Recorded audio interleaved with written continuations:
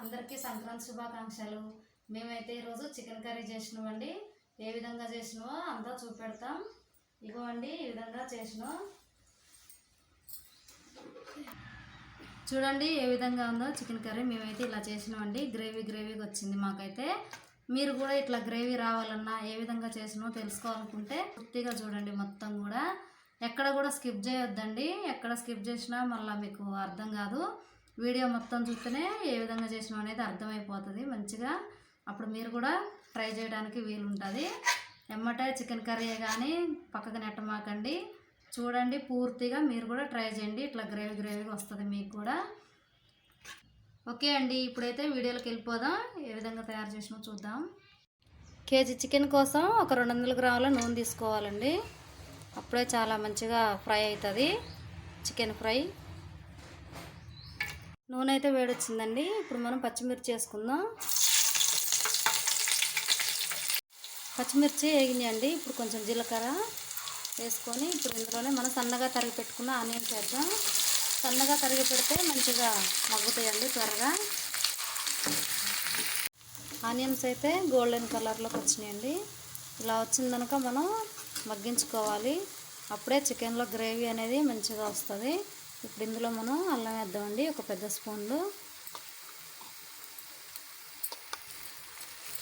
అల్లం కూడా కలిసే విధంగా బాగా కలుపుకోవాలండి.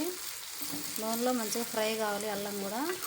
అప్పుడే పచ్చి వాసన లేకుండా మంచి స్మెల్ వస్తుంది. ఒక స్పూను పసుపు వేసుకోవాలండి అల్లం మగ్గినాక. ఇది కూడా కలిసే వరకు కలుపుకోవాలండి.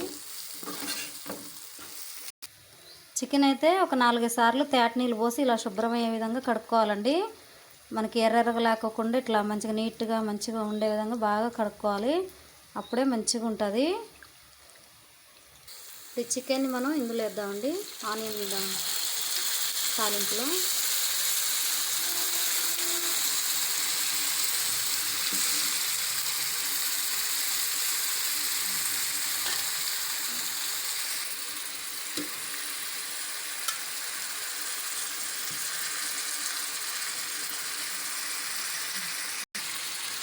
ఇలా మొత్తం కలిసే విధంగా బాగా కలుపుకోవాలండి చికెన్ని. గ్రేవీ అనేది అన్నిటికీ ముక్కలకు పట్టాలి. అలా అయితే మంచిగా ఉంటుంది. అల్లం పేస్ట్ అనేది అన్నిటికీ ముక్కలకు పడుతుంది. మంచి టేస్ట్ వస్తుందండి. మగ్గేటప్పుడు కూడా మంచిగా ఉంటుంది. అన్నీ ఇలా కలుపుకోవాలి. ఇప్పుడు మనం దీన్ని మూత పెట్టుకొని ఒక 10 నిమిషాల సేపు మగ్గనిద్దాం. చికెన్ మగ్గిందని చూద్దాం. ఇప్పుడు చికెన్ అయితే మగ్గిందండి. కొంచెం ఈ విధంగా కొంచెం మగ్గినప్పుడే మనం ఇందులో కల్లుప్పు వేసుకోవాలండి. కల్లుప్పు వేస్తే మంచి టేస్ట్ వస్తుంది. ఈ విధంగా కొంచెం మగ్గంగానే వేస్తే ముక్కకు కూడా ఉప్పు పట్టి సప్పగా లేకుండా మంచిగా ఉడకటంలో కూడా మంచిగా ఉడుకుతాయండి మెత్తగా. నేనైతే 2 టేబుల్ స్పూన్ల కల్లుప్పు వేస్తున్నాను. సరిపోయిద్దండి. కల్లుప్పు వేసినాక ఇలా మొత్తం కలుపుకోవాలండి. ఉప్పు ఒక్కడే ఉంటే ఒక్క ముక్కకే పడుతుంది. అందుకే అంత కలిసే విధంగా ఇలా కలుపుకుంటే చాలా మంచిగా వస్తుంది. ఉప్పు కూడా అన్ని ముక్కలకి సమానంగా పడుతుంది. కల్లుప్పు ఆరోగ్యానికి కూడా చాలా మంచిదండి. ఇప్పుడు ఎక్కువ శాతం కల్లుప్పే వాడతారు అందరూ కూరలలో కూడా. మీరు కూడా ట్రై చేయండి. కల్లుప్పు వేసుకోవడం అలవాటు చేసుకోండి, చాలా మంచిది. ఇప్పుడు మూత పెట్టుకొని మళ్ళీ ఒక 10 నిమిషాలు ఉడకనిద్దాం. కర్రీ మగ్గిందని చూద్దామండి. కొంచెం ముక్కలు అయితే కొంచెం మగ్గినాయి కానీ నీరు అనేది ఎక్కువగా ఉంది. ఈ నీరంతా పోయేదానికి కూడా మనం బాగా మగ్గనియాలండి. అప్పుడే మంచి టేస్ట్ అనేది వస్తుంది కర్రీకి. ఈ నీరు ఉండటం వల్ల మాత్రం మంచి టేస్ట్ రాదు. ఇది ఉన్నప్పుడే కారం కానీ ఏమి వేయొద్దండి. పూర్తిగా పోయిందనకు కూడా ఇలాగే మగ్గనియాలి. ఇదంతా పోయినాక అప్పుడు టమాటా వేసుకోవాలండి. అప్పుడే చికెన్ ఫ్రై అనేది మంచిగా వస్తుంది. గ్రేవీ కూడా వస్తుంది. చికెన్లో నీరంతా పోయిందని చూద్దామండి. నీరంతా అయితే ఇనికిపోయింది. చూడండి నీరంతా ఇనికిపోయి నూనె తేలుతుంది. ఇలా మొత్తం కూడా రోస్ట్ కావాలండి.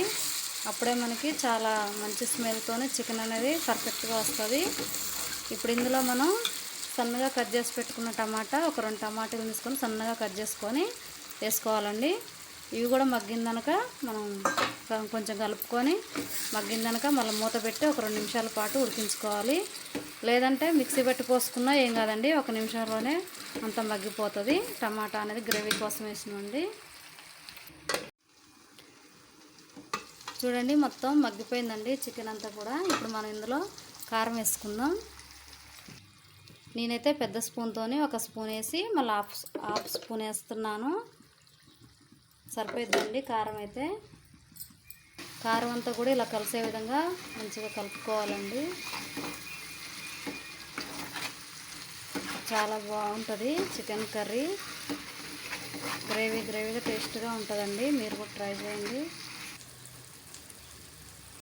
ఇప్పుడు కర్రీలో అయితే నేను కొన్ని వేడి చేసిన వాటర్ పోస్తున్నానండి. వేడి చేసుకుంటే మనకి కూర అనేది టెంపరేచర్ తక్కువ కాకుండా మంచిగా ఉంటుందండి. లేదంటే సన్నీళ్ళు పోసుకోవడం వల్ల ఏమైందంటే ముక్క గట్టిపడిపోయిద్దండి. గట్టిపడి మళ్ళీ మొదటికి వస్తుంది కర్రీ అనేది. అందుకనే కొంచెం వేడి చేసుకొని పోసుకుంటే మంచిగా కర్రీ అనేది వేడి తగ్గకుండా ఉంటుంది కాబట్టి నార్మల్గా ఉడికిపోద్దండి. ఇందులో కారం ఉప్పు అనేది నేను వేసినట్టు కాకపోయినా మీరు చేసే విధానం బట్టి ఎక్కువ తినాలనుకుంటే కొంచెం కారం ఎక్కువ అట్లా వేసుకోవచ్చండి. కానీ కూర మాత్రం చాలా చక్కగా వస్తుంది ఈ విధంగా చేస్తే. కర్రీ దగ్గర పడింది చూద్దామండి. కర్రీ అయితే పూర్తిగా మగ్గింది కాండి. ఇప్పుడు ఇందులో మనం కొత్తిమీర వేసుకుందాం, సన్నగా తరిగింది కొత్తిమీర. ఇప్పుడు ఇందులో మసాలా కూడా వేస్తున్నానండి. ఇది బాగా కలిసే విధంగా కలుపుకోవాలండి. ఇంకొక 2-3 నిమిషాలు అయితే కర్రీ రెడీ అవుతుంది.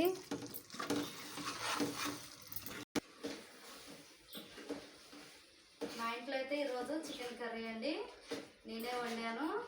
మా అత్తయ్య దగ్గరే నేర్చుకున్నానండి. మీరు కూడా ఒకసారి చూడండి ఎట్లా వచ్చిందో.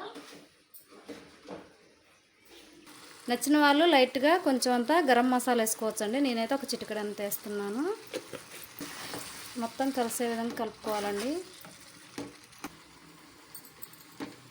కర్రీ అయితే రెడీ అయిందండి చికెన్ కర్రీ. మీకు గనుక మేము చేసే విధానం నచ్చినట్లయితే, ఈ చికెన్ కర్రీ నచ్చినట్లయితే మా ఛానల్ని లైక్ చేయండి, షేర్ చేయండి, సబ్స్క్రైబ్ చేసుకోండి.